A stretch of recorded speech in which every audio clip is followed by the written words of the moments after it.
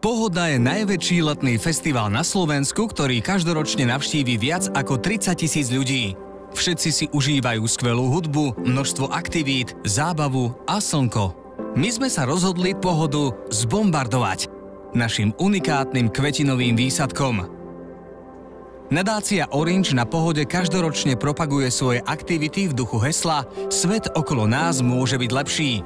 A tento rok sme toto tvrdenie naplnili doslovne. Pozvali sme návštevníkov festivalu, aby nám pomohli a pred nadačným Optimistanom sme im umožnili vybrať si z množstva semienok kvetín, naplniť ich do ekologicky rozložiteľných balónikov a pripraviť na veľký kvetinový výsadok.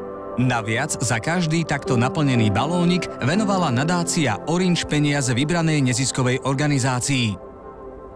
Balóny sme potom vypustili naraz pri západe slnka a svetu sme tak poslali obrovský kvetinový odkaz. Stovky balónov zaplnili oblohu a rozleteli sa do sveta. Keď neskôr praskli, semienka sa zniesli na zem a my sme tak urobili svet krajším. Doslovne. A naše kvetinky sa potom objavili dokonca aj na celkom nezvyčajných miestach. Keby len všetky bomby na svete boli ako tie naše kvetinové, svet by bol naozaj lepším miestom.